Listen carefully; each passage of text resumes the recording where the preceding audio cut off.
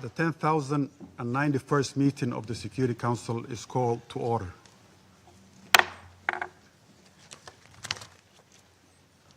The provisional agenda for this meeting is the situation in the Middle East. The agenda is adopted.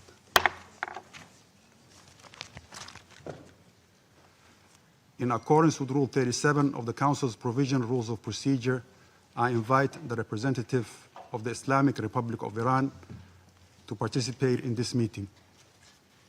It is so decided.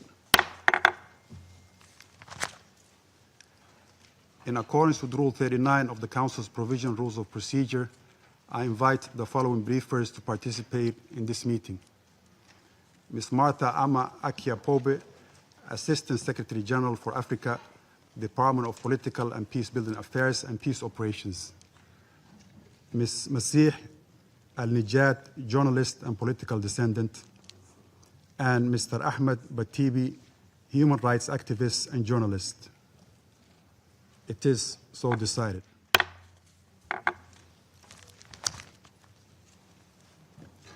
The Security Council will now begin its consideration of item 2 of the agenda.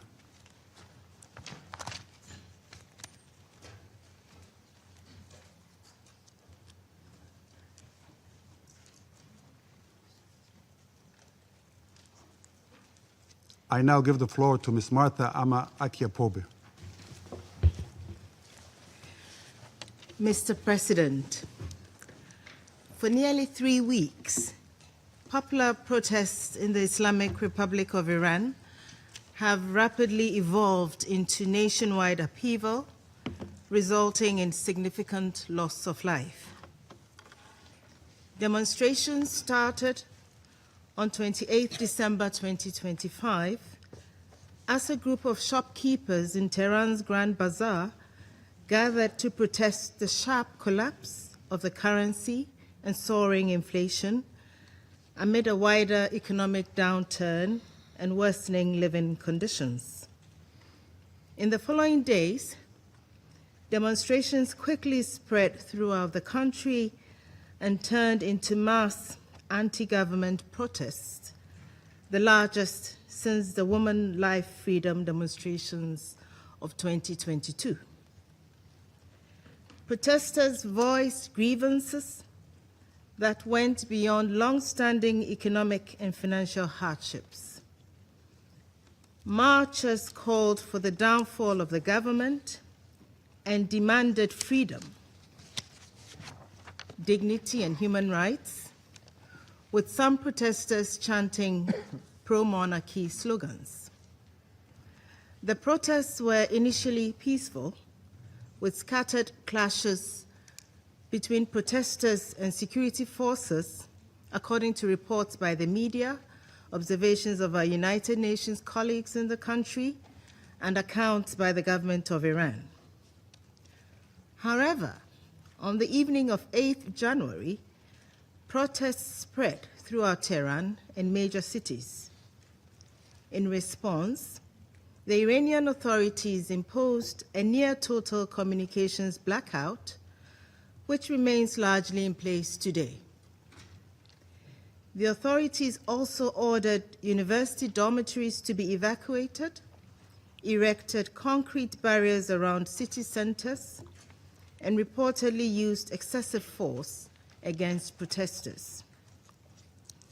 According to media and human rights groups, security forces reportedly killed hundreds or possibly thousands of protesters and bystanders between 8th and 10th January.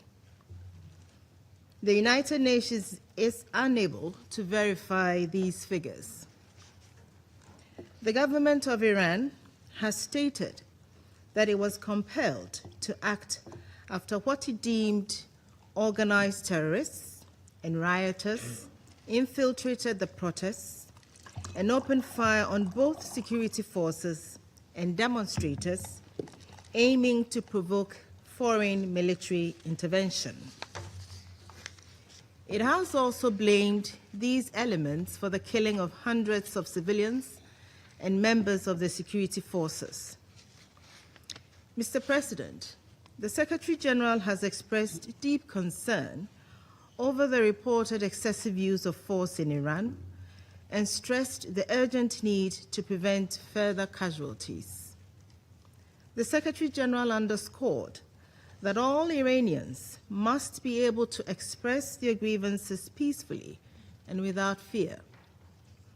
He stressed that the rights to freedom of expression, association, and peaceful assembly enshrined in international law must be fully respected and protected. He further urged steps to restore access to information, including lifting the communications blackout. Human rights monitors report mass arrests in Iran in connection with the current wave of protests, with estimates exceeding 18,000 detainees as of mid-January 2026, although the UN cannot verify these figures. We call on the authorities to respect due process and fair trial rights for all detainees. All must be treated humanely and allowed access and visits by their families. In particular, we call on Iran to halt any executions linked to protest-related cases. All deaths should be promptly, independently, and transparently investigated. Those responsible for any violations must be held to account in line with international norms and standards. Mr. President, the situation in Iran is fluid and deeply concerning. Protests continue, albeit reportedly at a smaller scale than last week. In this context, we note with alarm various public statements suggesting possible military strikes on Iran. This external dimension adds volatility to an already combustible situation. All efforts must be undertaken to prevent any further deterioration. The Secretary General remains convinced that all concerns regarding Iran, including those related to the nuclear issue and ongoing protests, are best addressed through diplomacy and dialogue. He urges maximum restraint at this sensitive moment and calls on all actors to refrain from any actions that could lead to further loss of life or ignite a wider regional escalation. Mr. President, the Secretary General reaffirms the principles of the Charter, including the obligation of member states to settle disputes by peaceful means and the prohibition of the threat or use of force in international relations. These principles are not abstract ideals. They are the bedrock of international peace and security. They remain as relevant today as they were when the United Nations was founded. Thank you. I thank Ms. Pope for the briefing. I now give the floor to Ms. Masih Alinejad.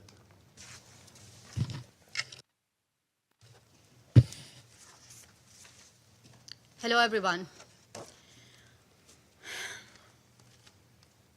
My name is Masih Alinejad. I am a woman from Iran.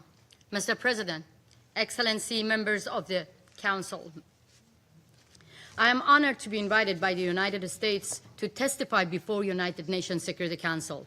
I am here today to warn you, on behalf of millions of Iranians, what is needed now to bring justice to those who order massacre in Iran is real and concrete action against a regime that do not understand the language of diplomacy. The United Nations has failed to respond with the urgency this moment demands. The Secretary General himself has not spoken publicly against the massacre unfolding in Iran.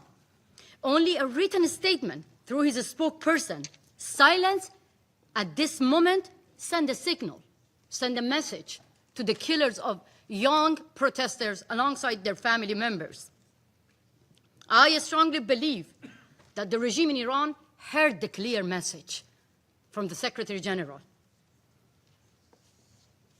I think the members of this body have forgotten the privilege and responsibility of sitting in this room. Secretary General, I know you hear me. I want to directly talk to you. Why are you afraid of the Islamic Republic? Millions of unarmed Iranians, innocent and unarmed protesters, have been silenced with bullets, mass arrest, prison, and a total communications blackout. No internet, no cell phones, and no landlines.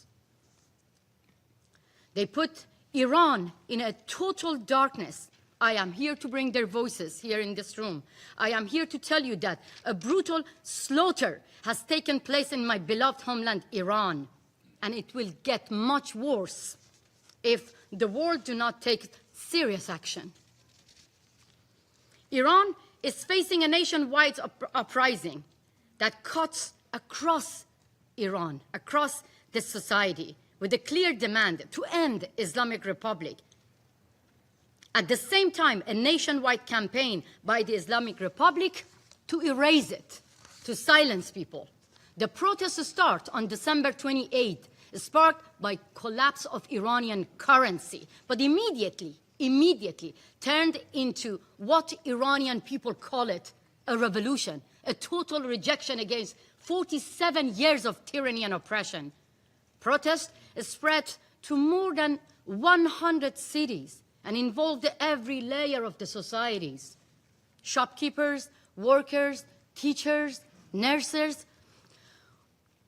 and those who wave the historic lion and sun flag, and those ethnic minorities, including Kurds, Baluch, all other minorities, men and women, shoulder to shoulder in the streets. When it comes to freeing Iran, I have to say that loud and clear, that all Iranians are united. From Tehran to Tabriz, to Rash to Ahvaz, from major cities to small towns and villages that we barely even heard the names of those small towns and villages in the media. They are in the street. Millions of Iranians flooded into the streets, demanding that their money stop being stolen and sending to Hamas, to Hezbollah, to Houthi, the money of the workers, the money of innocent people who do not have now the capability of to buy a bread. The entire nation looking at freedom right now. What followed was regime using military weapons, AK-47 against innocent people. According to Iran international media broadcasting, the death toll has passed more than 12,000. Just a day later, CBS reported more than 20,000 people have been killed, and they are not the numbers. They are not the statistics. We don't even know the real numbers.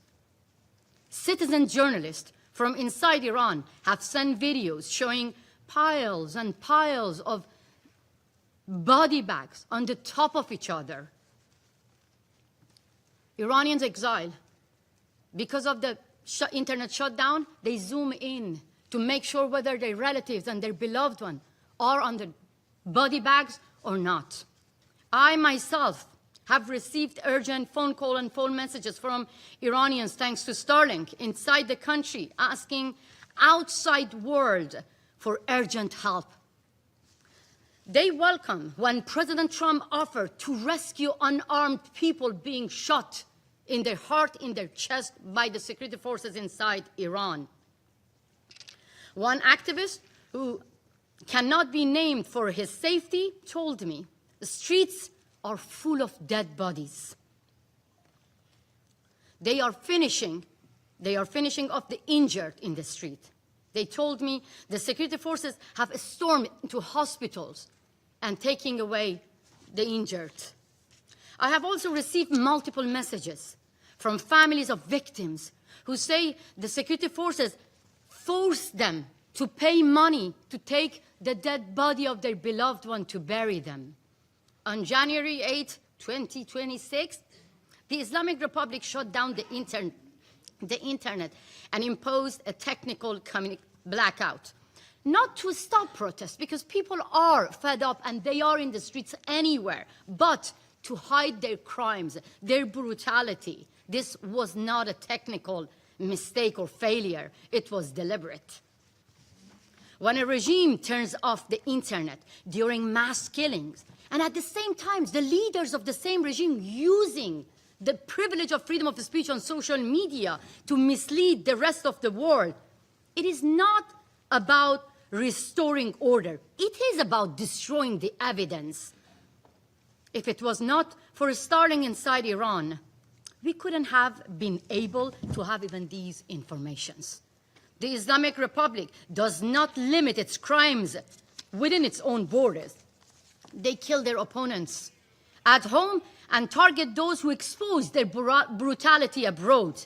Here, even here, on US soil, and every corner of the world, in Europe, in Canada, in Australia, everywhere. And they are not alone. This is called transnational repression, and the Chinese government helping them, Venezuelan dictators are helping them, Russian mobsters being hired by the Islamic Republic to target their dissidents and opponents beyond their own borders. I now address the representative of the Islamic Republic directly. You have tried to kill me 3 times.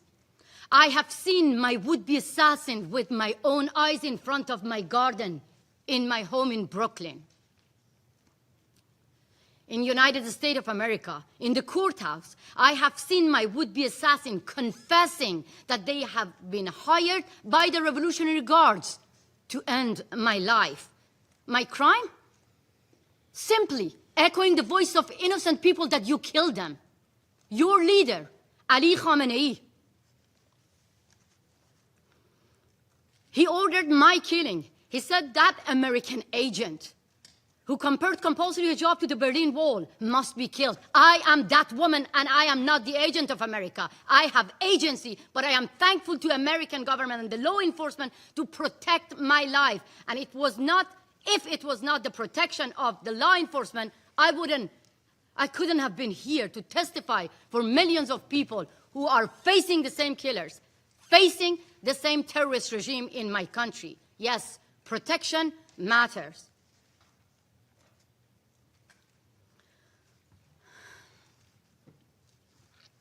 Unfortunately, I live with survivor's guilt because many Iranians do not have the same protection. The same IRGC with the same AK-47 killed them in front of the eyes of their family member. 2 would-be assassins received 25 years prison sentence here in New York, and I'm going to face 2 other killers being hired by the Islamic Republic in March, and they are the one who were assigned by the same IRGC member to assassinate President Trump. The Islamic Republic rules through fear. It makes people disappear from public life, from memory, from history. So today, I want to record the names of those who refuse to be afraid and erased. Setayesh Shafi'i, 20 years old. Before the internet was cut, she wrote on her social media, "They are cutting off my internet, but I love you all." She was killed by the Islamic Republic IRGC. Raybin Moradi, 17 years old, shot in the back, a young football player. He was killed by the same IRGC. Mehdi Zadparvar, a popular athlete. He wrote on his Instagram before going to the street, "I know I may be killed, but I have no fear. I want my rights." He was killed by the same IRGC. Siavash Shirzad, 30 years old. His family begged him not to go to the streets because of his safety. He said to his family, I go to the street to celebrate the victory of our revolution because President Trump promised to rescue our lives. He was killed by the same Revolutionary Guards. Negin Qadimi, 20 years old, she died in her father's arms after being shot by the Revolutionary Guards member.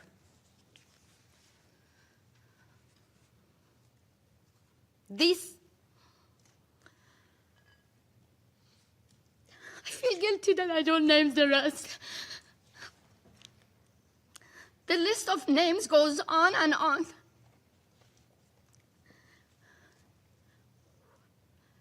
They knew they will face guns and bullets, but they wanted justice. So now let me name their killers. Ali Khamenei, who declared protesters would be put in their place. Judiciary Chief Ghulam Hussein Mohseni Ejei and the IRGC commanders who publicly vowed punishment would be maximum. Ali Larijani, who promised no mercy for those who questioned the regime while his own daughter, his own family live here in the United States of America. They don't deserve to enjoy the privilege of freedom in America. Like the other children and relatives of the Ayatollah saying death to America, their relatives live here in America. 3 years ago, another Iranian human rights defender stood here in this room to warn you about another nationwide protest, Women, Life, Freedom, after the murder of Masih, Jina, Amini, for the crime of simply showing a bit of her hair. How many women are sitting here? You could easily get killed simply for showing your hair. Masih got killed. That sparked a revolution. And women and men shoulder to shoulder took to the street. More than 700 people got killed. We have seen this before. We have more names to remember. In 2009, Neda Agha Sultan, symbol of more than 100 people who got killed. They named President Obama to protect them. President Obama was looking to open the doors of diplomacy to a regime whose language of negotiating with its own people is guns and bullets. We've seen this in 2019 with Pouya Bakhtiari, who was killed in front of the eyes of his mother, Nahid Shirpishe. At the same time, President Biden was trying to keep the doors of diplomacy open, handing out billions of dollars to the regime that forced the family members to give money to the regime to take the dead body of their beloved one back.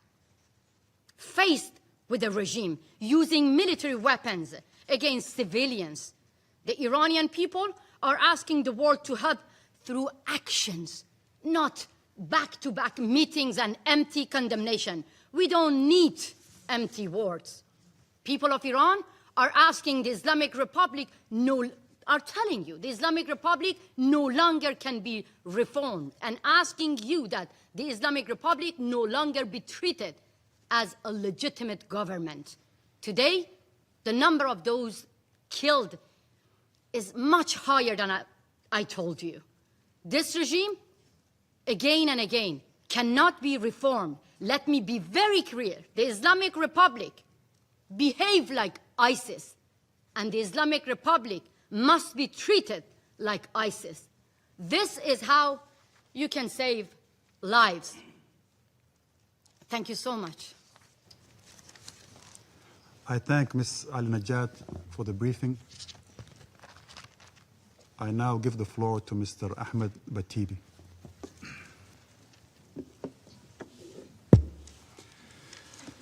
Good afternoon, ladies and gentlemen. I have a note here, but I don't want to read from this note. I want to talk from my heart here and share my experience with you when I was in the prison of Islamic Republic.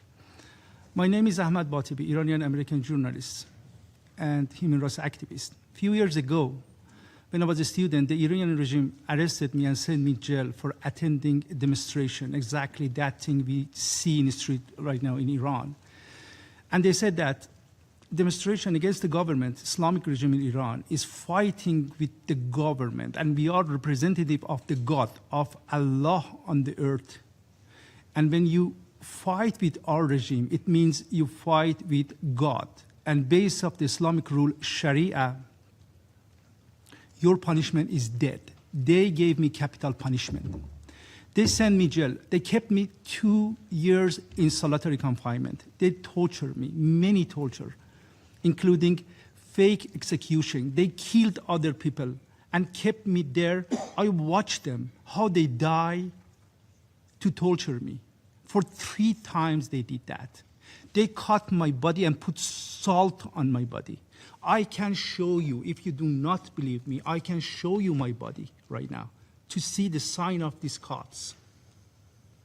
They torture mentally and physically for many reasons. One of the demand they had was bring me front of the camera of state TV to tell to people I'm a spy of United States. They torture me. I go and say I got money from the United States, Mossad, Israel, CIA, to run demonstration against the government. I never did that, but they torture me to do that. Exactly same situation we have in Iran right now. If you see the state TV, you see many innocent people. They came in the street, just chant their rights, and the Iranian regime put them in front of the camera, and they say that, yes, we are agent of this Mossad. And right now I'm here. After 1 decade of the prison, I had this chance to escape from the prison. And this country, the United States of America, opened the door in front of me. I come here. I'm safe here. And in front of you, gentlemen, representative of demonic regime in Iran, the Ayatollah's regime. When we are talking about Iranian regime, we do not talk about a normal regime. We are talking about demonic cult. They have their own ideology. They have gun, they have money, and their mission is exporting their ideology to other countries. I don't want to talk about the details, but this is their mission. They have a technique. They have some chief apologists. Their job is coming here and clean the face of the regime, and they wash their bloody hand of the regime. But it doesn't work anymore. I'm here in front of you. You tried to kill me, but you couldn't. You cannot kill all the people. And don't laugh, sir, don't laugh at me, because a day come, we come top of your head, and you have to go court and answer for all those things you do here today, sir. Don't laugh at me. Don't laugh at me. 2 days ago, I was talking to someone who worked for government. He said that in the media, you see that they say 12,000 people died just during these days we have demonstration. That's correct. But the accurate number is much, much more than that, because the Iranian regime buried the people, the dead people, without any identification. They do not give chance to their family even go and get their body, and they bury them in unknown cemeteries. The number of dead people is much, much more than this. I was talking to an activist in Iran. He said that many of those people right now killing people in the street, they are Iranian regime proxy forces. Hashto Shabi from Iraq, Hezbollah from Lebanon, Fatimiyun or I don't know, Zainabiyun, they are Afghan people. He said that many of these people shoot us. They cannot even talk Farsi, and they talk Arabic with Iraqi accent. Everything I have to say details, Masih said that I don't want to get the time. But the only thing you have to know that, sir, you saw a lot of bravery during these days from Iranian people. But it's not enough. You cannot go fight with a demonic regime like Islamic Republic, which has gun, ammo, money, power, and everything. We need your help. Not just condemning something or say that, no, it's bad, don't do it. We need actual act. We need physical act. I want to talk to the President of the United States, Mr. Donald Trump. I appreciate you, President. Everything you do is awesome. But during these days, you encourage people to go in the street. That was the good thing. But don't leave them alone. They need your help. You encourage them, and they are in the street. Please listen to them. They are chanting. They say what they want. They need your help. If you leave them alone, I'm talking about all official leaders of the world, we need your help. If you leave them alone, we cannot change the regime in Iran.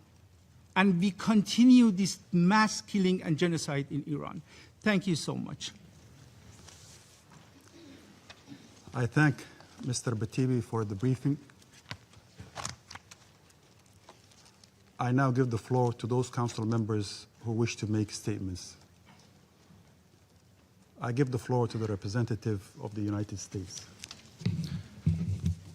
Thank you, Mr. President, for chairing today's important meeting, and thank you to our briefers, both of whom have been personally targeted for assassination, both of whom have been tortured at the hands of this brutal regime. Thank you for your courage, thank you for your strength, and for coming today to speak on behalf of the Iranian people. Colleagues, let me be clear. The level of violence, the level of repression that the Iranian regime has unleashed on its own citizens, its own people, has repercussions for international peace and security. You're going to hear today that it doesn't, that it's an internal matter. Absolutely wrong and false. This demands this Council's attention. The people of Iran are demanding their freedom like never before in the Islamic Republic's brutal history. Unarmed, peaceful people who love their country are taking to the streets in pursuit of their legitimate aspirations for a better future. Well, this is our message. President Donald J. Trump and the United States of America stands by the brave people of Iran, period. And regardless of its excuses, and you will hear many today from the Iranian regime and from its friends, the regime is solely responsible for the economic misery of the Iranian people and the repression of their freedom, and they will be held accountable. The estimates of the numbers of protesters killed by the regime so far range from the thousands to the tens of thousands. Although visibility into the totality of the violence has been obscured deliberately by the regime's nationwide internet blackout. Why has the internet been shut down for weeks? Why have the phone lines been cut? Why are commercial satellite communications being jammed in a very sophisticated manner? We've had a complete blackout. No internet, no phones, nothing. Only thanks to the Starlink system do we even have some window, a limited window, into the atrocities that are ongoing. Well, President Trump has been clear. He will not, nor should the international community, tolerate innocents being slaughtered in the streets. Since 1979, for decades, the regime has posed a threat to peace and security in the name of a religious ideology. The regime calls for death to America and the annihilation of Israel. Even as its own citizens cannot afford the very basics, food, drinking water, very basic medicines, it spends billions to develop its nuclear and ballistic missile programs to threaten its neighbors in the world and its support of terrorism. Well, from its inception, the regime has been the world's _1 state sponsor of terrorism, so declared year after year, bringing uncountable, death and suffering to innocents from Beirut all the way to Buenos Aires, while its rulers have become rich off of oppression and misery meted upon the Iranian people. The Iranian regime has also been a serial human rights abuser from its very first day in power. And as you heard today, young women like Mahsa Amini have been murdered for daring to uncover their hair in public, while religious minorities have been subjected to the most severe persecution. These abuses have been documented right here by this body, have been documented at length by the United Nations, have been documented by the Secretary General's own regular reports on the situation of human rights in Iran, the most recent of which was released just last year in 2025. Colleagues, in addition to the gross human rights abuses, in addition to its illegal march towards a nuclear weapon, in 1979, the regime we now know, led by Ayatollah Khomeini, gave support to radical students who attacked the United States Embassy in Tehran, took over 50 Americans hostage, and held them in captivity for over 400 days. That was followed by the bombing attack on the United States Embassy in Beirut, killing 17 Americans and scores of Lebanese civilians, followed by the supported and direction of terrorists who drove 2 trucks filled with explosives into U.S. and French barracks in Beirut, killing 241 American soldiers and 58 French military personnel, all part of a multinational force invited by the Lebanese government. It's responsible for the deaths of over 600 American service members and countless others in Iraq. Bottom line is Iran's partners and proxies with Iranian weaponry, documented by the United Nations Yemen panel of experts, have repeatedly attacked our partners in the Gulf and attempted to damage global energy infrastructure. And then finally, the Iranian regime state television amplifies calls for a, quote, one-bomb solution to wipe Israel off the map, which ironically would be not only a massacre of all Israelis, but also the Palestinian people whom the regime claims to support.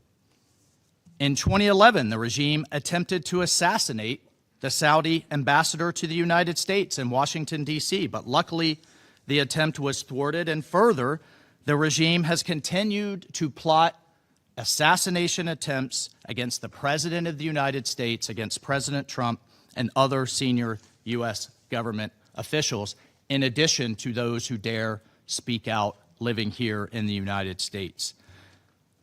Colleagues, Iran has destabilized the Middle East for decades. It has supported and enabled Hamas's brutality, its hostage-taking, its heinous October 7th attacks. It has funded Hezbollah. It has funded the Houthis, Iranian-aligned militia groups in Iraq, including Kataib Hezbollah, have attacked the United States and the region again and again. It's backed the brutal Assad regime, and at every turn, the regime has put terrorist proxies in other nations before the welfare of its own citizens. And as a result of the regime's actions, putting money in the pockets of terrorists, funding its nuclear and missile programs instead of the basic needs for the people of Iran, Iranians have had enough. The regime's dereliction of duty to its own citizens is what has put the Ayatollahs in the positions they are in today, with hundreds of thousands, if not millions, protesting in the streets after decades of neglect and abuse. So everyone should ask themselves, everyone sitting here today, how many people are dead? How many people are wounded, maimed, and abused in the Middle East, in Israel, in Gaza, in Syria, in Lebanon, Yemen, Iraq, even Venezuela, because of the regime's support for terrorism. It's the largest state sponsor. And I would like to address the allegation put forward by the regime that these inspired protests are somehow a foreign plot to give a precursor to military action. Everyone in the world needs to know that the regime is weaker than ever before and therefore is putting forward this lie because of the power of the Iranian people in the streets. They are afraid. They're afraid of their own people. Iran says it's ready for dialogue, but its actions say otherwise. This is a regime that rules through oppression, through violence, and through intimidation, and has destabilized the Middle East for decades. Well, enough is enough. We all have a responsibility to support the Iranian people and to put an end to the regime's neglect and oppression of the Iranian nation. Colleagues, let me be clear. President Trump is a man of action, not endless talk like we see at the United Nations. He has made it clear all options are on the table to stop the slaughter. And no one should know that better than the leadership of the Iranian regime. Thank you, Mr. President. I thank the representative of the United States for the statement. I give the floor to the representative of Liberia.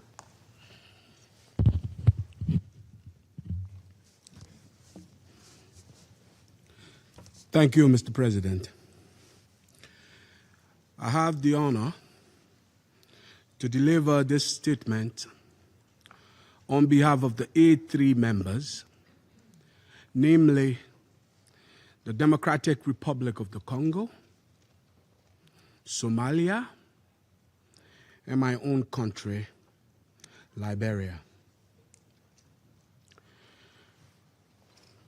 The A3 thanks Assistant Secretary General for her comprehensive briefing, and we listened carefully to the remarks offered by civil society representatives.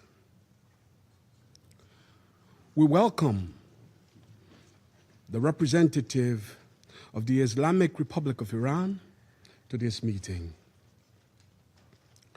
Mr. President, we underscore the importance of respecting human rights, fundamental freedoms, and the legitimate aspirations of peaceful demonstrators, and call upon all parties to exercise maximum restraint and protect civilians.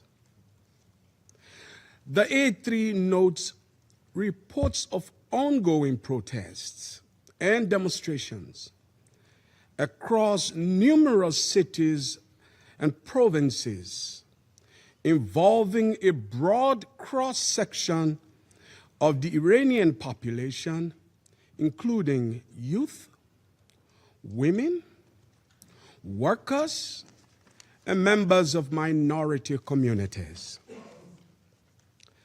The A3 is concerned by reports that the reaction to the protests and demonstrations has led to a significant number of deaths, arrests, and destruction of properties. Reports of the use of excessive force, including live ammunition and raids on hospitals, are alarming and unacceptable. We note the letter of the Iranian government circulated as a document of the Council, as well as the underlying socio-economic drivers of these protests, which include deteriorating economic and social conditions. The A3 recognizes that each country bears primary responsibility for addressing its internal issues through its own constitutional processes, other legal frameworks, and national institutions. However, we underscore the primacy of the Charter of the United Nations and relevant international obligations, and emphasize that the protection of civilians must remain paramount under all circumstances. The A3 believes that dialogue, inclusivity, and genuine engagement are essential tools for addressing tensions and grievances in a peaceful and sustainable manner in every society. Therefore, we encourage all actors in Iran to exercise maximum restraint and to seek peaceful, constructive, and inclusive dialogue with full respect for the rule of law, the rights of citizens, and the protection of civilians. Mr. President, the A3 emphasizes the necessity to respect the sovereignty and territorial integrity of Iran and feels compelled to remind leaders of their obligations to their citizens, including the right to live in peace, security, and express themselves within the boundaries of the law. Separately but connected, the A3 takes note of the broader regional and international context in which these events are unfolding, including their intersection with long-standing issues related to the nuclear file and regional security dynamics, which underscores the risk of broader repercussions, a point made by the Assistant Secretary General. And so in this regard, the A3 reaffirms the central role of the global non-proliferation regime, including the Treaty on the Non-Proliferation of Nuclear Weapons. Transparency and sustained diplomatic engagement remain essential to building trust and reducing the risk of miscalculation. We encourage all concerned parties to refrain from rhetoric or actions that could escalate tensions and instead prioritize dialogue and confidence-building measures that support regional and international stability. To conclude, Mr. President, the A3 reiterates that all parties should exercise restraint and responsibility, uphold international law, and avoid any action that could escalate tension and threaten regional stability. The A3 stands ready to support all efforts geared toward accountability, including within this Council, and in cooperation with regional partners, intend to facilitate a peaceful, inclusive, and lasting resolution in the Islamic Republic of Iran. And we thank you. I thank the representative of Liberia for the statement. I give the floor to the representative of the Russian Federation. Mr. President, Since the end of December, the whole world has been watching as the United States continues to escalate tensions and fuel hysteria around Iran, declaring that help is already on the way. What's more, in its official statements, Washington has not even tried to cover up the genuine reasons for its alleged concern over the country's internal political situation as it threatens new strikes against Iran. Today's meeting, convened by our American colleagues, is nothing more than yet another attempt to justify blatant aggression and interference in the internal affairs of a sovereign state. And if, as Washington puts it, Iran's authorities do not come to their senses, then Washington will solve the Iranian problem in its favorite way through strikes aimed at overthrowing an undesirable regime. To lend credibility to their actions and to justify them, they have invited today's briefers, individuals who have been living in the United States for some 20 years and promoting an anti-Iranian agenda in Washington's interests. These so-called briefers cannot speak on behalf of the Iranian people. We firmly reject any attempts by the U.S. to waste council members' valuable time on briefings that are meant only to serve the interests and the position of those who convened this meeting, and briefings that are in no way related to issues of international peace and security. What just took place overall was nothing more than a circus, an embarrassment, a cheap show that is unbefitting of members of the Council.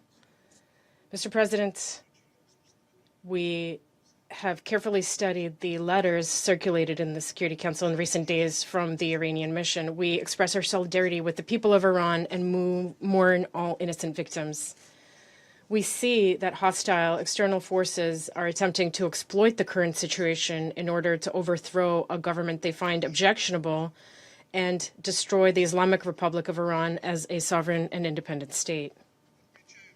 At the same time, we note that the authorities in Tehran have declared and reaffirmed their commitment to their international obligations, including respect for human rights and ensuring conditions for the peaceful expression of public opinion, while at the same time fulfilling their inherent duty to protect citizens' lives, public order, and the country's territorial integrity. As far as we can tell, the protest momentum has begun to subside and the situation is gradually normalizing. The government of Iran has taken the necessary steps to stabilize the economic situation and has established a constructive dialogue with the public in order to address any emerging issues. Mass rallies have taken place in the Islamic Republic of Iran in support of the country's supreme leader and its independent course. The Russian Federation is convinced that today's meeting of the Council should be approached through the lens of its mandate to maintain international peace and security and uphold international law, and not through the lens of Iran's internal political affairs. Violations of the aforementioned norms and principles in the current situation are obvious. They include the extremely dangerous and irresponsible rhetoric employed in recent days by U.S. leadership, which has gone as far as openly calling for the takeover of state institutions in Iran and threats to assist the protesters. Such statements amount to nothing other than incitement to violently overthrow the constitutional order of a sovereign state. They are a gross violation of paragraphs 4 and 7 of Article 2 of the UN Charter, which prohibit the threat or use of force and establish the principle of non-interference in the domestic affairs of states. Mr. President, what is happening on the streets of Iran in recent days has gone far beyond peaceful protest. There have been documented cases of firearms use, killings of law enforcement officers as well as civilians, arson attacks on medical facilities and public institutions, as well as attacks on emergency service facilities. These actions cannot be covered up by the pretext of freedom of expression or protecting human rights. What is happening in Iran is yet another example of the use of tried and tested methods for a color revolution in which specially trained armed provocateurs transform peaceful protests into senseless violence, riots, destruction of public property, and brutal killings of police officers, state security personnel, and peaceful protesters, including children. As we have already seen repeatedly in a number of states, all these actions are either directed or supported by external forces that are interested in a so-called regime change. In the present situation, these external forces are not even bothering to conceal their involvement in violent actions, especially given that the President of the United States has openly called on protesters to take over Iranian state institutions. The U.S. and its cheerleaders are actively exploiting the economic and social difficulties faced by ordinary Iranians, difficulties caused by unlawful sanctions pressure imposed on Iran by Western states. They're using this to inflame public tensions and destabilize the domestic political situation. The current situation is clearly in line with Washington's declared policy, one supported by its allies, of maximum pressure on Tehran in order to advance their own political interests in the Middle East. They are using every means available to achieve this. And this includes not only unlawful unilateral sanctions imposed in circumvention of the Security Council and in blatant violation of the UN Charter, but also unceremonious blackmail of other states by increases in trade tariffs. Our Western colleagues are not above using the Security Council as a tool to promote their delusional agenda.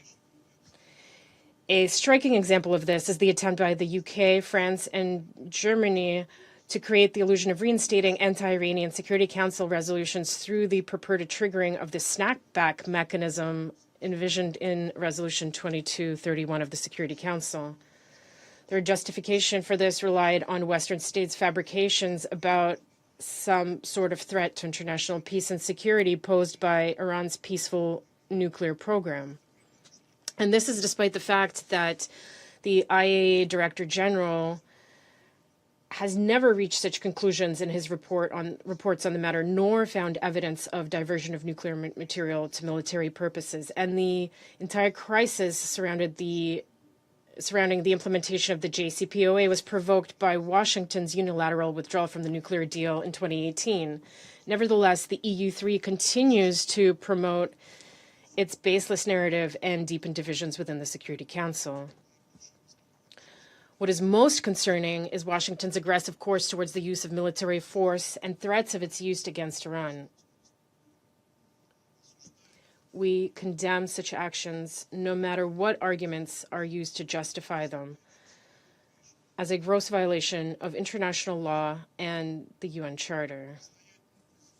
We strongly urge the hotheads in Washington and other capitals who seem to be contemplating a repeat military venture to come to their senses and avoid a repetition of the tragedy of June 2025, when U.S.-Israeli aggression nearly resulted in a major nuclear catastrophe with inevitable humanitarian and environmental consequences. We demand that the United States and its like-minded partners refrain from further reckless steps, including those involving nuclear facilities. They should rather focus on providing solid assurances against further confrontation and resume joint efforts to find potential solutions. This includes addressing unfounded concerns regarding Iran's peaceful nuclear program. All of this should be done on the basis of international law and seeking a balance of all stakeholders' interests. Our country stands ready to assist this in every possible way. Mr. President, the Russian Federation decisively condemns all forms of external interference, incitement to violence, and threats of use of force against the friendly nation of Iran. We call on the conveners of today's meeting to stop making themselves out to be a global judge and put an end to their escalatory actions.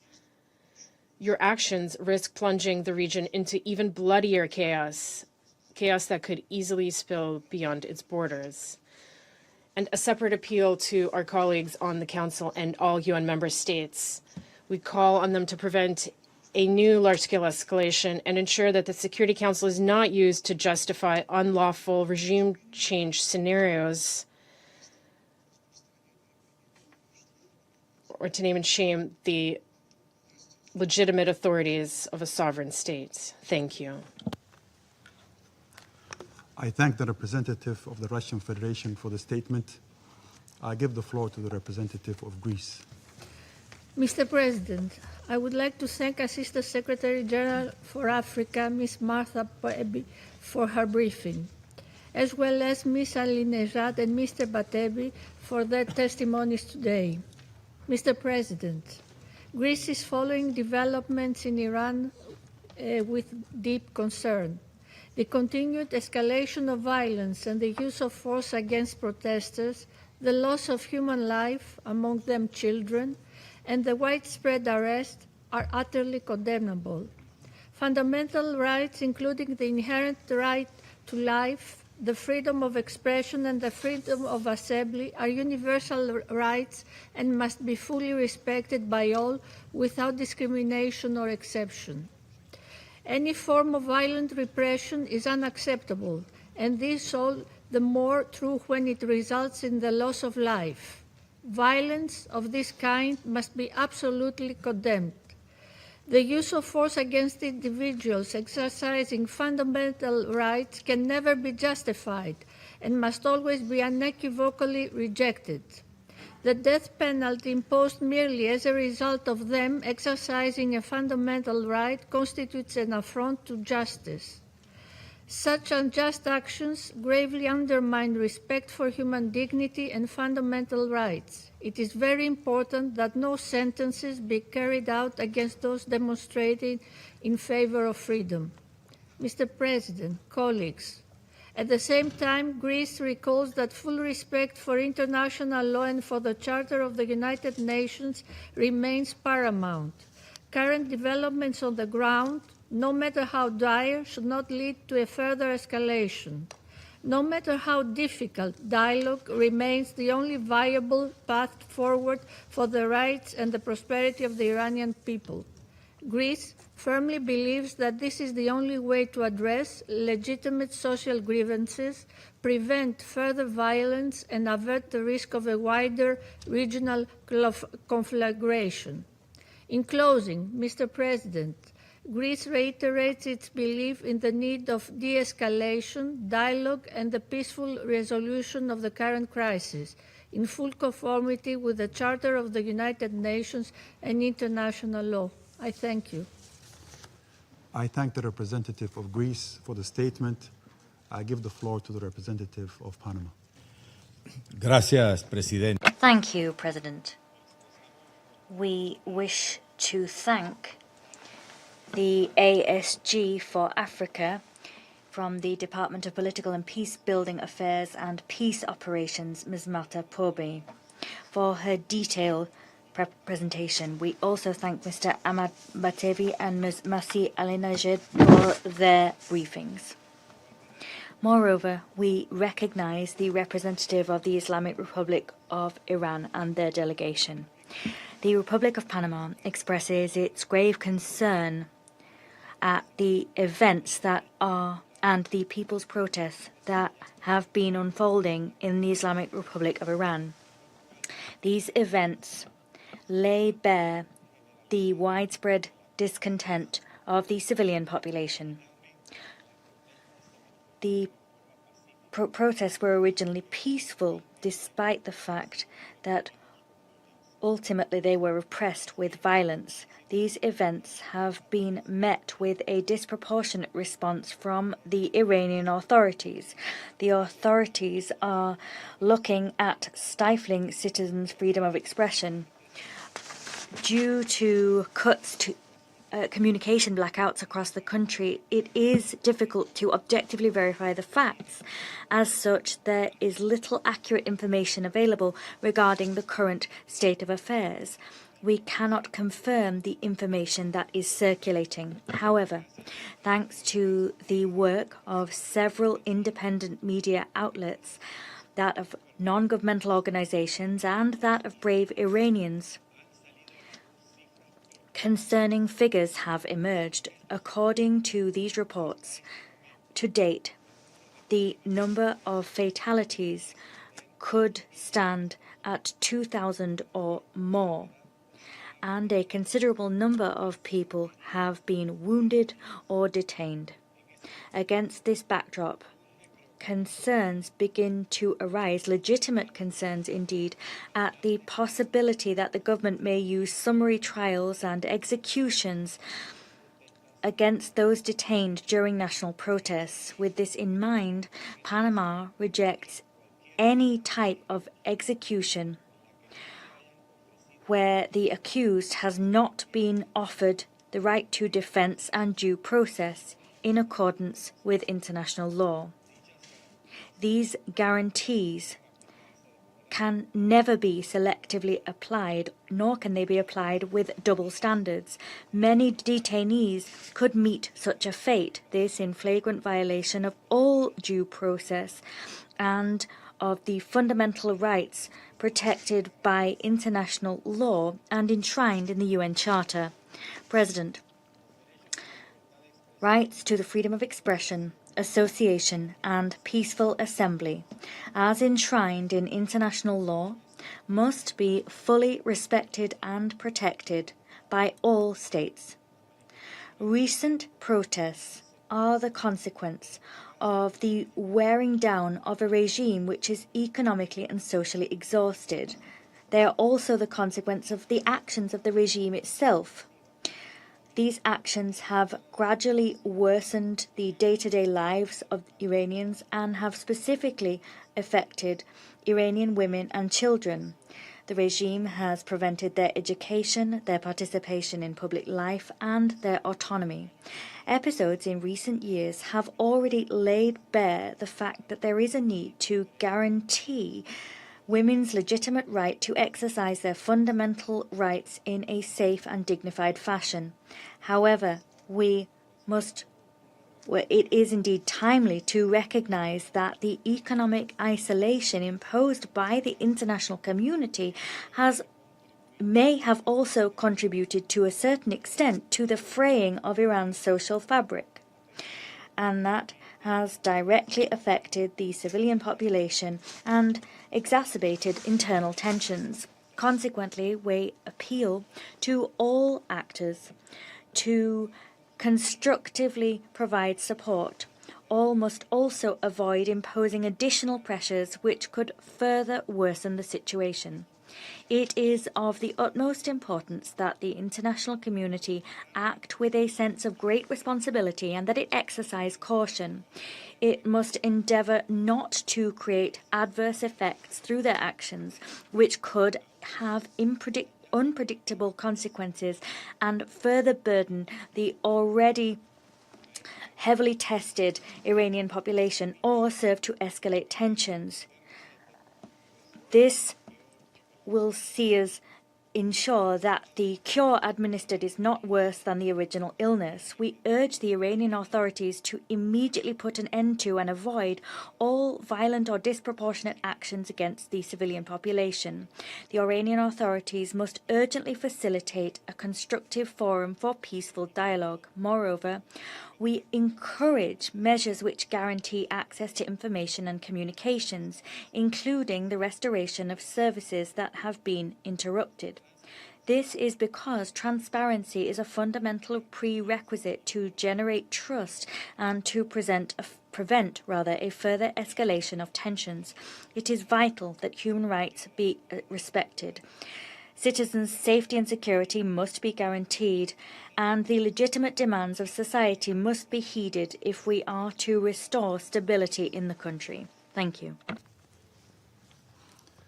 I thank the representative of Panama for the statement. I give the floor to the representative of Pakistan. President, I thank Assistant Secretary General Martha Poby for her briefing on behalf of the Secretariat.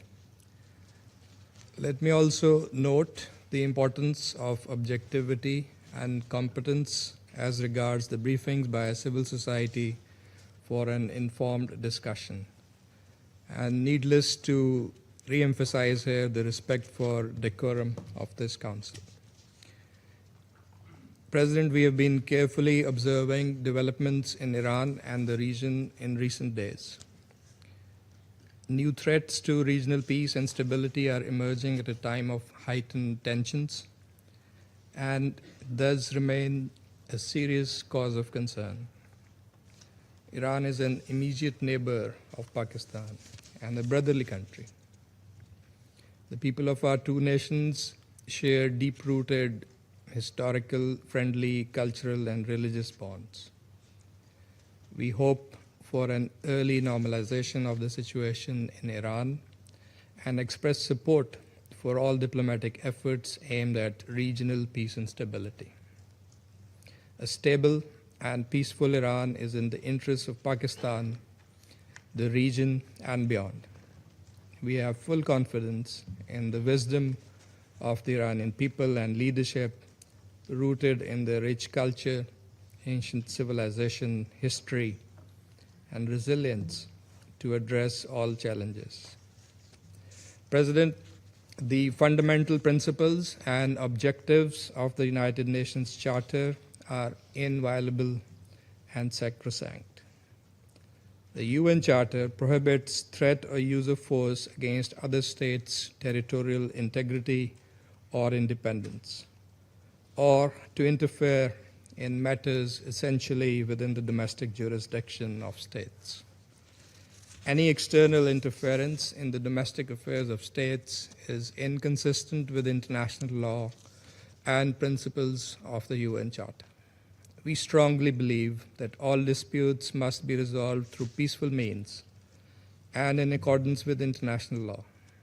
Continued hostilities, use of force, and unilateral actions will only take us further away from the resolution of core issues and cause unnecessary humanitarian suffering.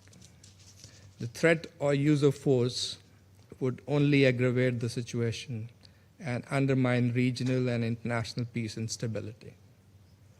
All parties must exercise restraint, act responsibly, strictly stay within the bounds of international law, and eschew any action that will be detrimental to regional and international peace and security. Diplomacy and dialogue should be the guiding principles for achieving negotiated settlement of all contentious issues in accordance with the rights, obligations, and responsibilities of the parties concerned. Pakistan has consistently advocated the primacy of diplomatic engagement and the imperative of avoiding confrontation and conflict in a region already beset by tensions and volatility. We sincerely hope that the situation in Iran will soon return to calm and normalcy, free from any internal turmoil or external pressure, and all relevant parties will return to the negotiating table to find a lasting solution to their differences based on mutual respect and understanding. I thank you. I thank the representative of Pakistan for the statement. I give the floor to the representative of China. President, I thank ASG Poby for her briefing and welcome the participation of the representative of Iran at today's meeting. China and Russia have made their position clear to all Council members regarding the United States invitation of the relevant briefers. Recent developments in Iran have drawn widespread attention. China has taken note of the description thereof provided by the Iranian Foreign Minister in his letter to the UN Secretary General. For some time now, the United States has continued to make statements on the situation in Iran and has openly issued threats of the use of force against Iran. As a result, clouds of war are gathering over the Middle East and the tensions in the region continue to escalate. China has always advocated adherence to the purposes and principles of the UN Charter and international law. We oppose the use or threat of force in international relations, oppose imposing one's will upon other countries, and oppose any regression of the world to the law of the jungle. Sovereign equality and non-interference in internal affairs are basic principles of international law and the most fundamental norms governing modern international relations. Iran is an independent sovereign state. Iran's affairs should be decided independently by the Iranian people. China supports safeguarding Iran's sovereignty, security, and territorial integrity, and calls on the international community to support the Iranian government and people in overcoming current difficulties and in maintaining national security and social stability. The use of force can never solve problems. It will only make them more complex and intractable. Any military adventurism would only push the region toward an unpredictable abyss. We urge the United States to abide by the purposes and principles of the UN Charter, abandon its fixation on the use of force, and call on all parties to exercise restraint and work together to play their due role in maintaining international peace and security. At present, the Middle East remains the most fragile region in the global security landscape, with the risks of turmoil and conflict persistently high. The people of the region have a strong desire for peace and development. China has noted the grave concerns expressed by the vast majority of regional countries regarding military confrontation, as well as their sincere expectation for resolving disputes peacefully through dialogue. China hopes that the United States and other relevant parties will take seriously the voices of the international community and regional countries and do more for peace and stability in the Middle East, rather than the opposite. All countries should play a constructive role in promoting peace and ending conflicts, avoid exacerbating tensions, and refrain from adding fuel to the fire. President, peace and development are the shared aspirations of all peoples. History has repeatedly proven that an obsession with force, relentless pressure, and wanton interference only generate more conflict and hatred. No country has the power to dictate the future of another, and no action that defies international law can be tolerated. We call on the international community to stand on the right side of history and on the side of fairness and justice, and work tirelessly for peace and stability in the Middle East and peace and tranquility in the world. Thank you, President.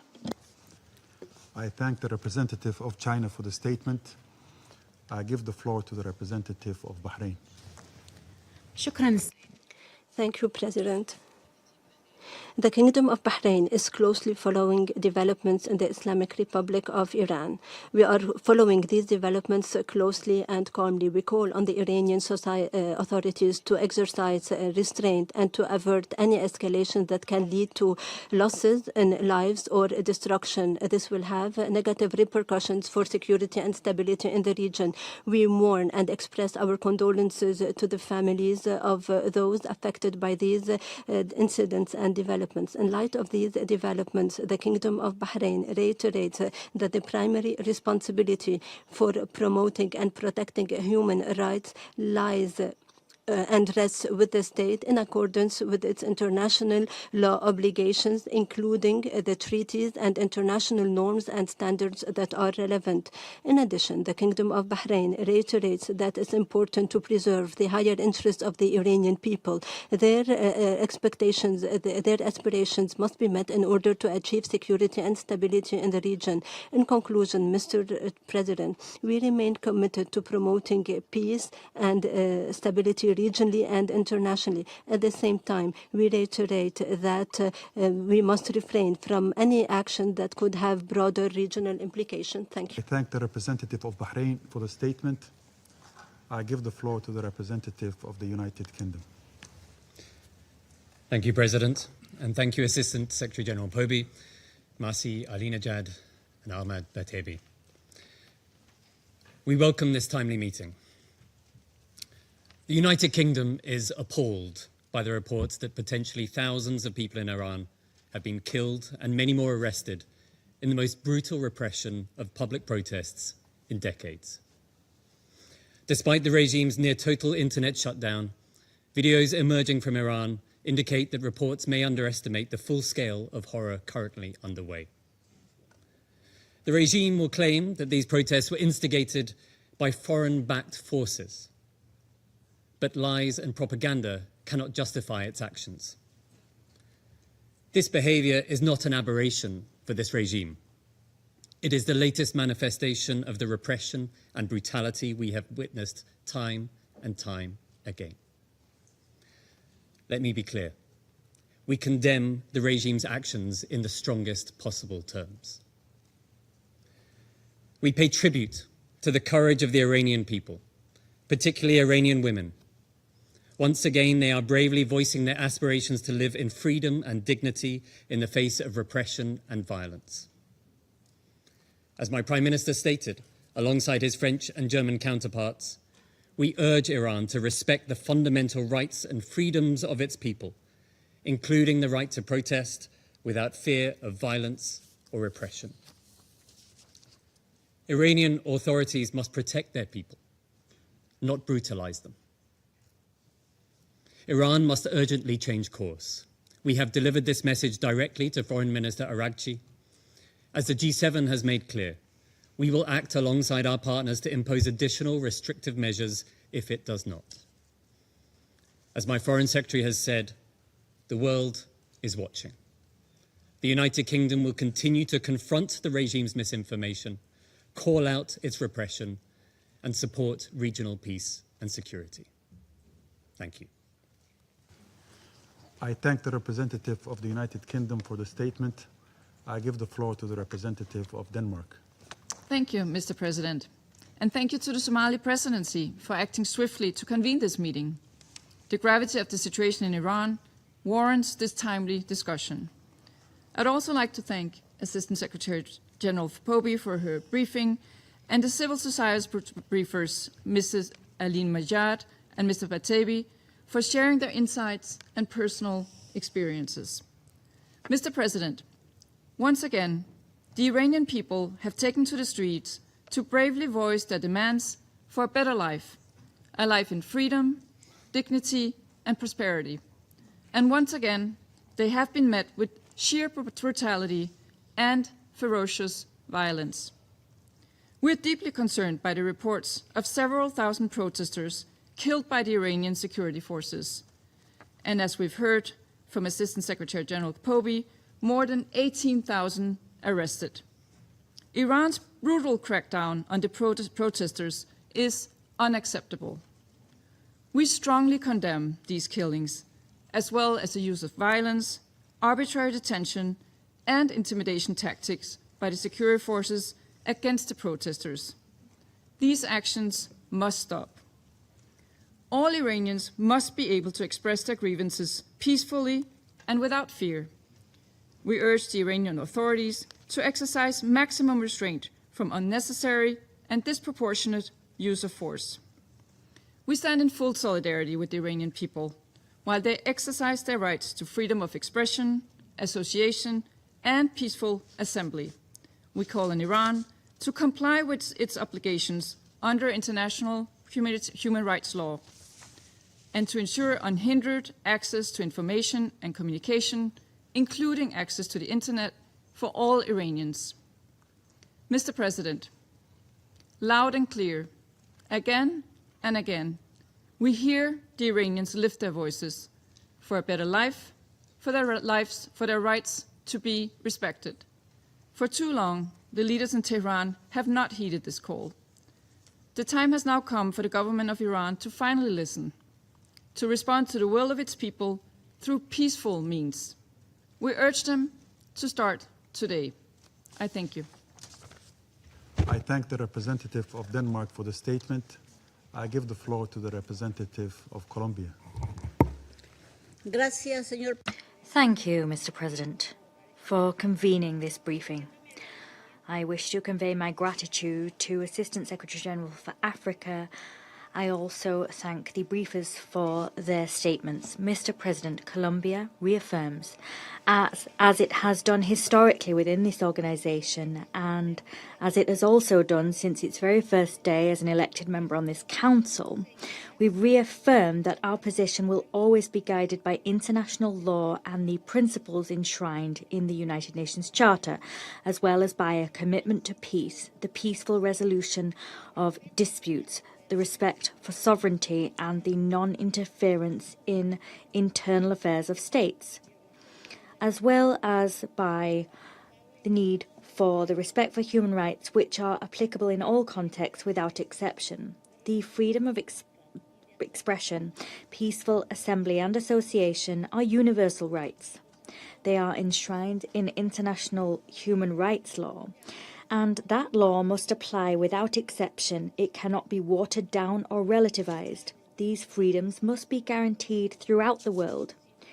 No differentiated treatment can be applied, and the above is a vital prerequisite for legitimacy, peace, and democracy. The systematic nature of repression, criminalization, and censorship as a response to the free exercise of the right to protest are unjustifiable in any circumstance. Moreover, they constitute grave violations of human rights, and they weaken the very foundations of the rule of law. Against that backdrop, we are gravely concerned by the events which are unfolding in Iran, including the use of the death penalty and other forms of repression as a response to peaceful demonstrations. We are also alarmed by the use of expedited legal proceedings, which do not guarantee due process. This is in flagrant contradiction with international obligations. Moreover, we are concerned by censorship and restrictions on information. Consequently, in our view, the safe access of international press and the restoration of the internet must be guaranteed immediately. The human rights situation of women in Iran continues to be a source of alarm. We are particularly concerned by the disproportionate impact that repression against protests may have on women. Moreover, women have played a pivotal role and indeed a leading role in these protests. We fervently appeal to all member states to respect, protect, guarantee, and enforce human rights for all people. We underscore the need to guarantee accountability in all cases. This in order to prevent impunity and to guarantee access to justice and reparation for victims. Mr. President, it is of paramount importance to mitigate tensions and to avoid actions which may fan the flames of confrontation. Moreover, my country emphasizes the need for restraint. Any rhetoric or action which aims to escalate the situation, including the threat of the unilateral use of force, brings with it grave risks for stability. To the stability in a region already marked by a high degree of volatility. Such actions could also imperil international peace and security. To conclude, my country insists that it is only inclusive dialogue, a dialogue which involves all strata of Iranian society, that can offer a sustainable solution. Lasting solutions cannot be imposed through force. Rather, these solutions are built through peaceful, participatory, and nationally led processes. In view of the grave nature of the situation, it is incumbent upon this Council to keep their eyes trained on events and to guarantee the protection of civilians, the full respect of human rights and fundamental freedoms, and accountability for violations perpetrated. Thank you. I thank the representative of Colombia for the statement. I give the floor to the representative of Latvia. Thank you, President. Let me thank Assistant Secretary General Pobe for today's briefing. And I would like to thank Ms. Alinejad and Mr. Batebi for sharing their very personal and courageous testimonies. The Islamic Republic of Iran has once again launched a war against its own people. It is killing innocent Iranians. As we sit here today, hundreds of thousands of brave Iranians, exhausted by repression and economic deprivation, are standing for their freedom. On the streets across the country, they demand basic rights and human dignity. And these demands are met with brutality, violence, and censorship by the regime. The failing Iranian regime is trying to hide its crimes behind a total telecom and internet blackout, but it is not possible to hide the truth. Iran's state forces are killing protesters by the thousands. They are arresting and torturing Iranians to suppress and intimidate their own citizens. Latvia stands in solidarity with the people of Iran, claiming their legitimate rights to live their lives and decide their future freely. And we demand the Iranian authorities to immediately stop the killings, and all detained protesters must be released. All unjustifiable court sentences and threats of execution must be seized. For decades, the Iranian regime has been playing a destabilizing role across the Middle East and beyond. It continues to pursue its illegal nuclear program. It has persistently avoided re-establishing credible, verifiable cooperation with the IAEA. The regime has supported, financed, and armed various proxy forces and terrorist groups, including Hamas, Hezbollah, Houthis. This has gravely undermined regional security and prosperity. The continued material support of the Iranian regime to Russia's war of aggression against Ukraine is despicable.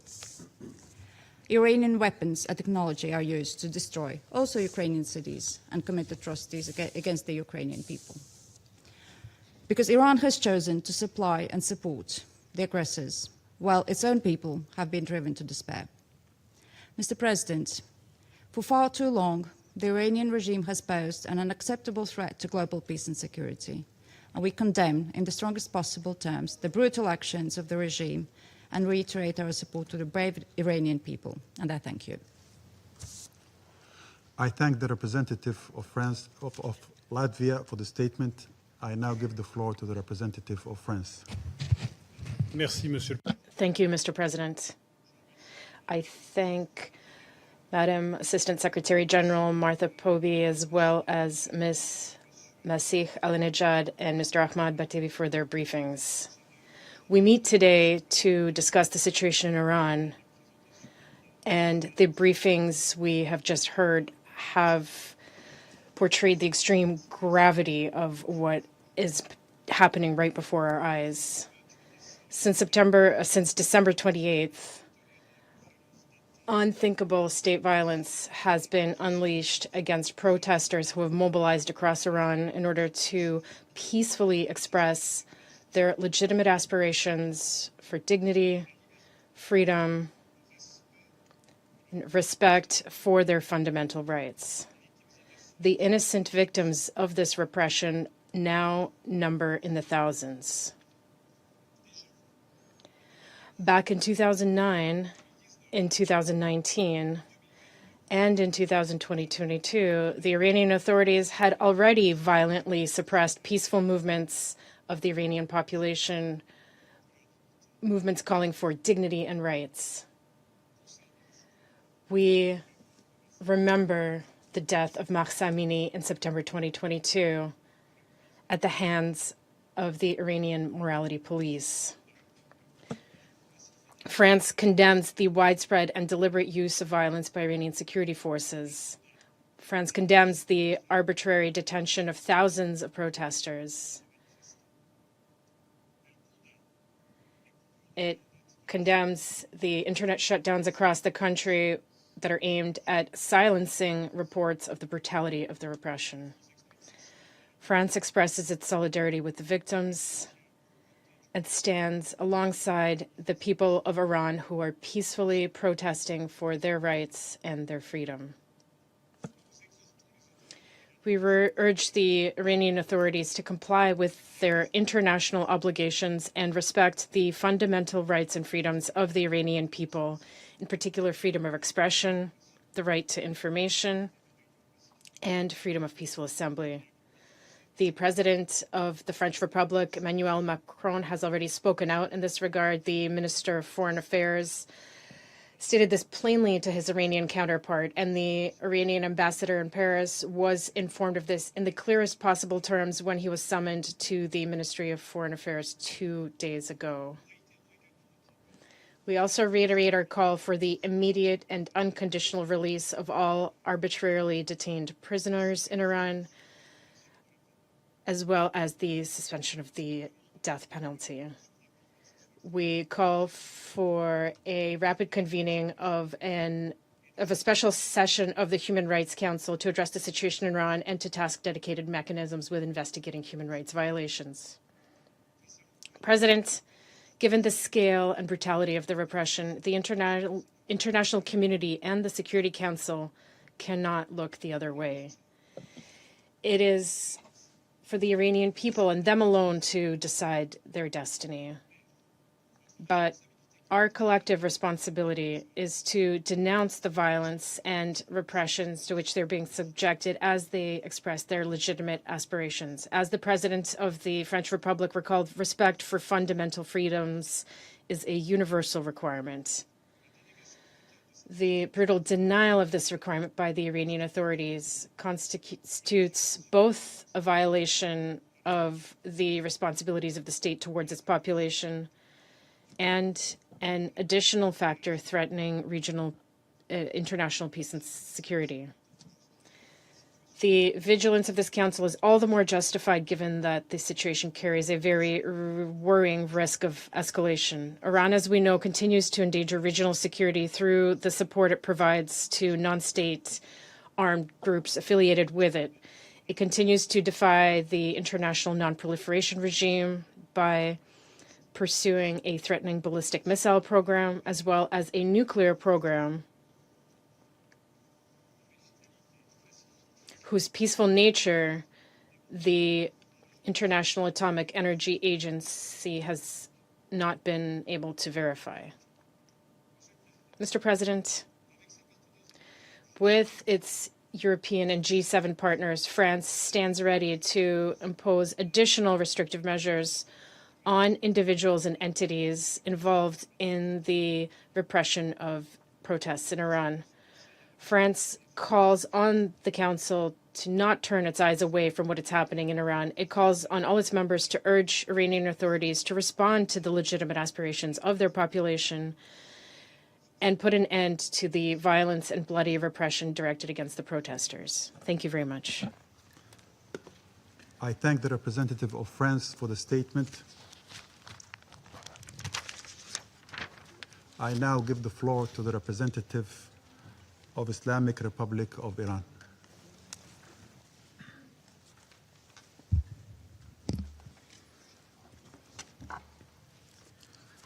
Bismillah ar-Rahman ar-Rahim.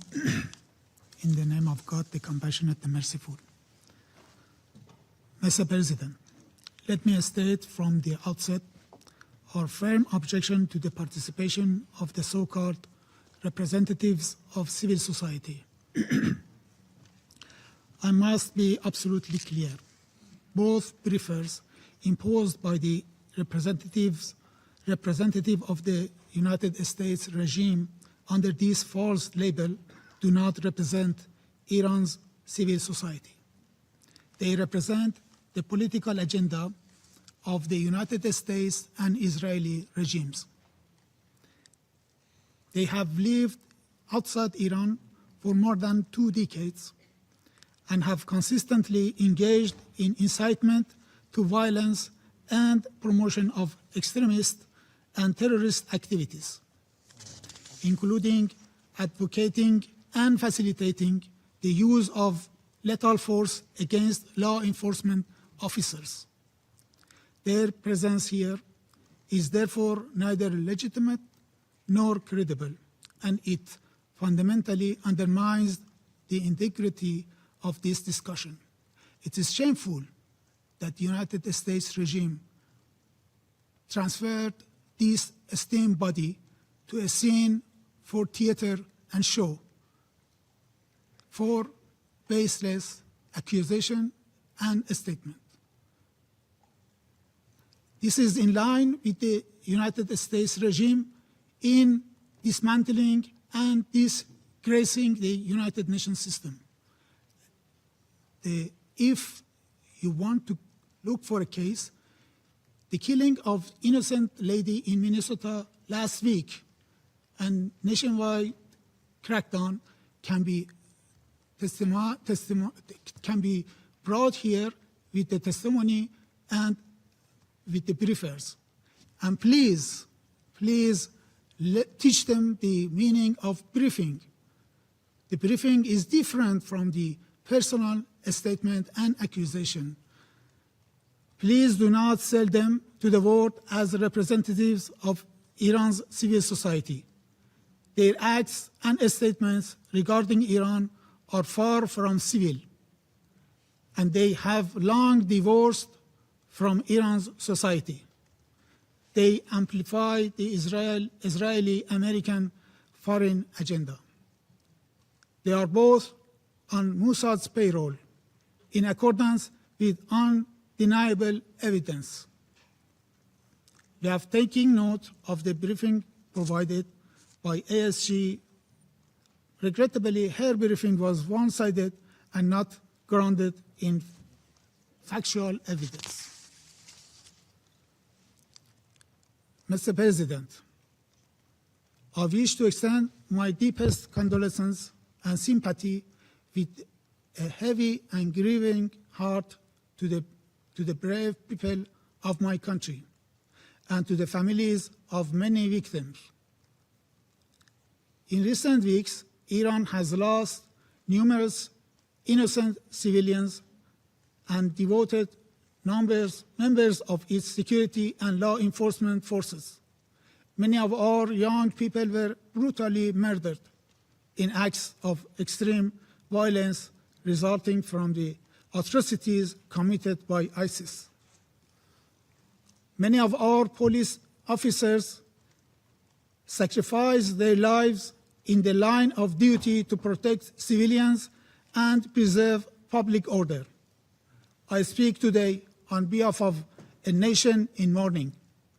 It is deeply regrettable that the representative of the United States regime who requested this meeting has today resorted to lies, distortion of facts, and deliberate misinformation to conceal his country's direct involvement in steering unrest in Iran to violence.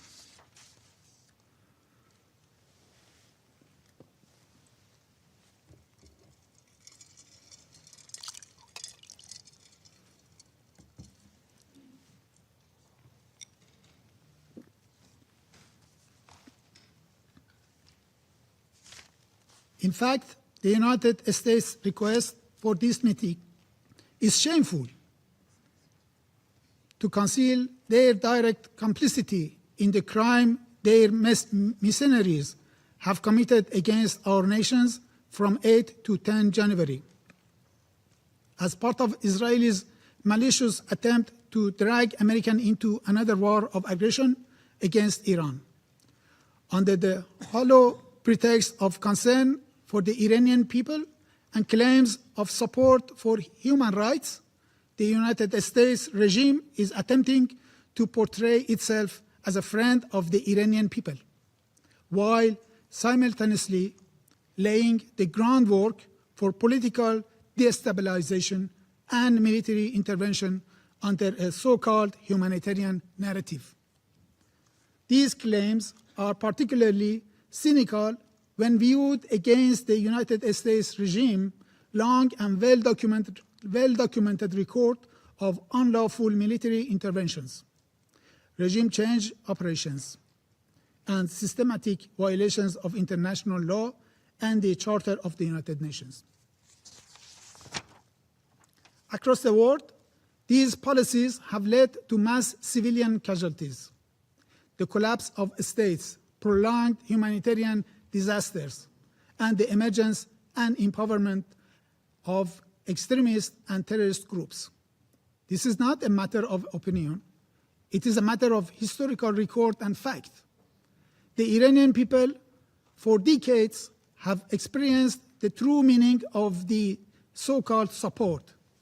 The United States pattern of coercion and interference under the deceptive pretext is clear, from the orchestration of the 1956 coup against the democratically elected government of Dr. Mossadegh to its extensive political, military, and intelligence backing of Saddam's regime war of aggression against Iran.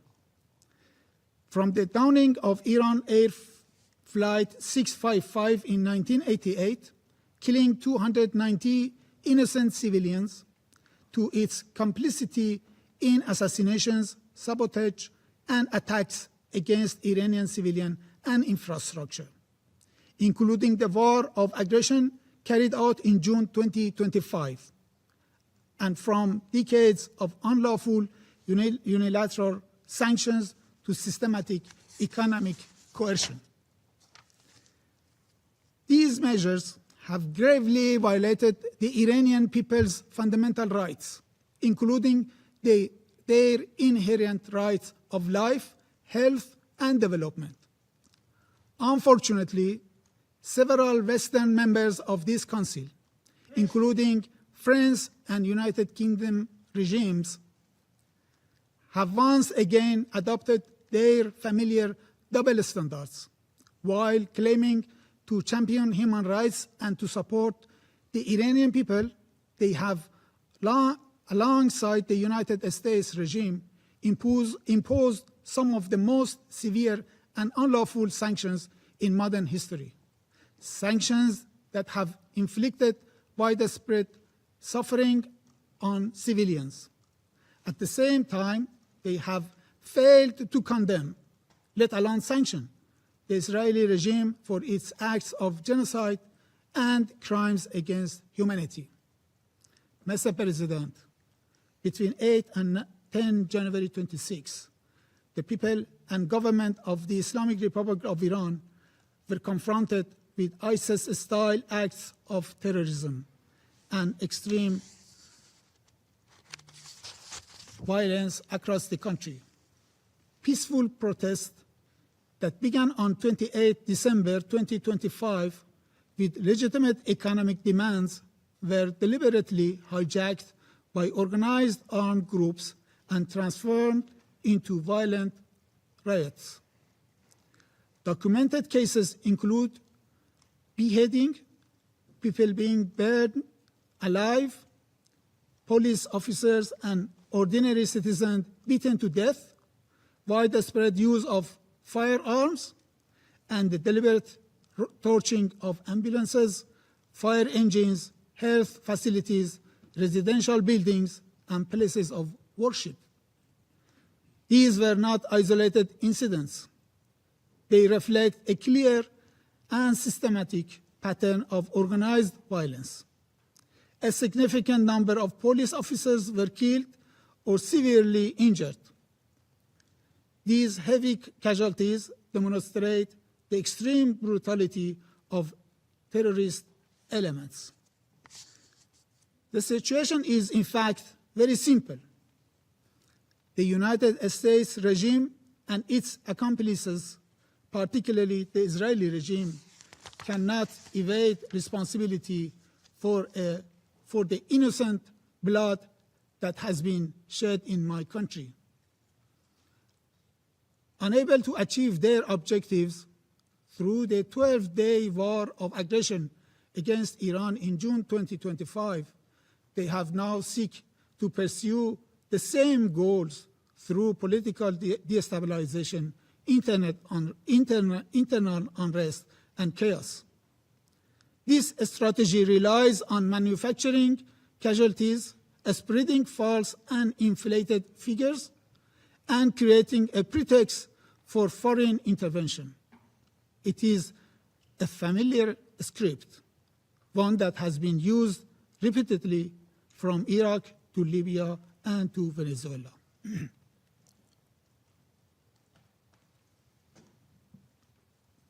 Mr. President, allow me to recall only a few of interventionist and reckless statements made by U.S. officials, which clearly demonstrates Washington's direct involvement in this unrest. On 29 December 2025, during a joint press conference with the Prime Minister of Israel regime, the President of the United States regime declared, If Iran continues with its missile program, yes, I support a strike. If they continue with their nuclear program, the strike should be immediate.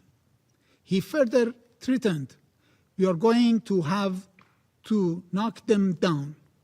We'll knock them down. We'll knock the hell out of them. On 2nd January, former U.S. Secretary of State Mike Pompeo openly acknowledged the presence of Mossad agents among the rioters. I quote the same wording he used in his message in X. Happy New Year to every Iranian in the street, also to every Mossad agent beside them. End of the quote. On 3rd January 2026, the President of the United States regime stated, we are locked and loaded and ready to go.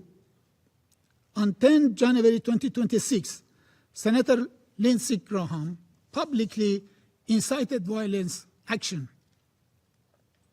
stating when President Trump says, make Iran great again, it means protesters in Iran should defeat the Ayatollah. On 12 January, the White House spokesperson confirmed that President Trump would not be hesitant to use military force against Iran. On the same day, Senator Graham declared, I quote, Iran's leadership must be destroyed. This is the best opportunity since 1779 to change the Middle East. On 13 January, the US President stated, and I quote, Iranian patriots, keep protesting. Take over your institutions. Help is on its way. And the statement of the representative of the United States regime today will be added to this list. These are not isolated remarks. They constitute explicit calls for regime change, violence, and military aggression. Mr. President, the exploitation of peaceful protest for geopolitical purposes and reckless endangerment of civilian lives fully aligned with the destructive role and unlawful unilateral sanctions have played in creating this situation. Claims of concern for human rights ring hollow when made by those who systematically violated them. 3 days ago, millions of Iranians marched to restore calm in our cities, to support law and order, and to reject reckless attempts to push our country towards civilian conflict. President Trump chose to ignore this historic display of unity and restraint. Instead, he issued a provocative statement aimed at reinvigorating unrest. But people of Iran, nationwide, ignored his invitation for further violence, and this is why calm has been reestablished across the country. Mr. President,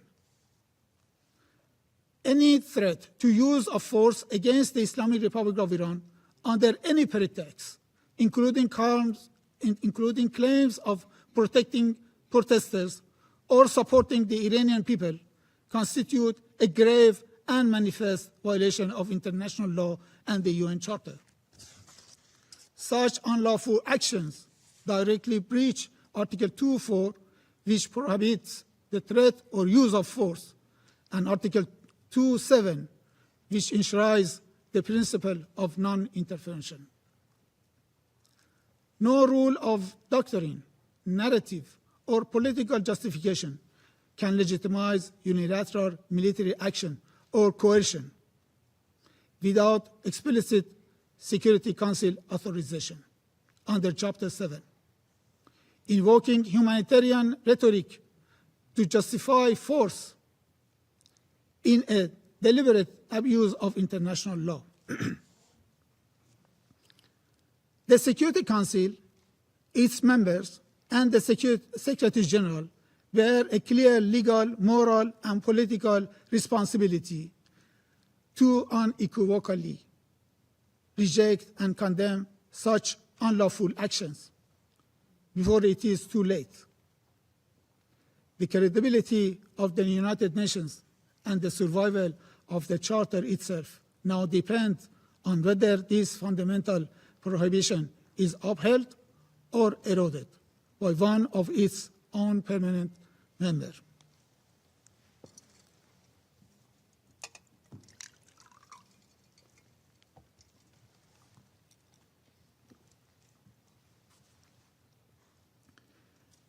Mr. President, Iran seeks neither escalation nor confrontation.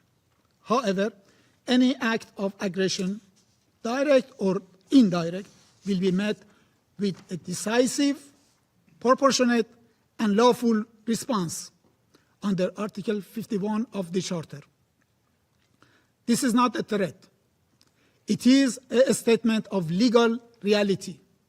Responsibility for all consequences will rest solely with those who initiate such unlawful acts.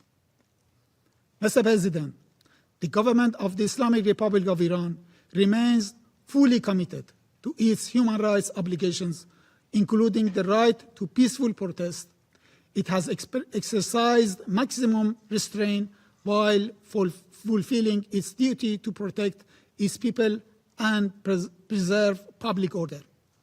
However, the incitement to violence, encouragement of internal destabilization, and explicit threat of military action against a sovereign member states constitute a threat to international peace and security within the meaning of Article 39 of the Charter.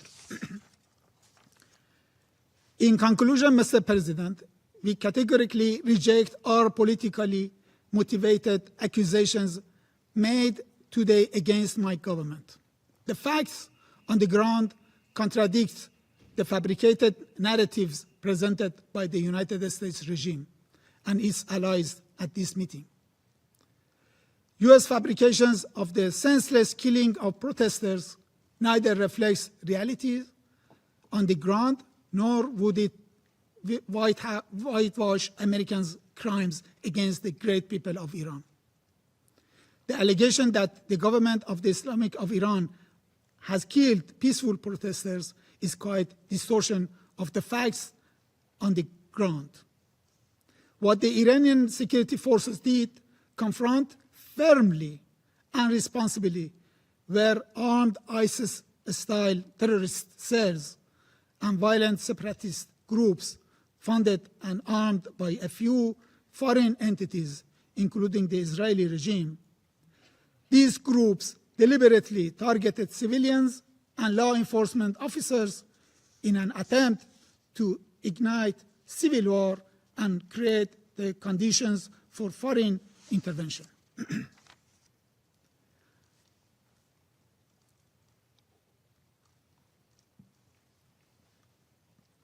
The claim that internet restrictions were imposed to conceal harm to our own people is equally false. On the contrary, temporary limitations were necessary to protect Iranian nation from evil operations that foreign agents, including Israeli one, are conducting against the safety of the nation. It was also absolutely vital to prevent huge cyber attacks against Iran and its infrastructure, and to disrupt communications among terrorist networks, coordinating terror operations from within our cities. I thank you, Mr. President. I thank the representative of the Islamic Republic of Iran for the statement. There are no more names inscribed on the list of speakers. The meeting is adjourned.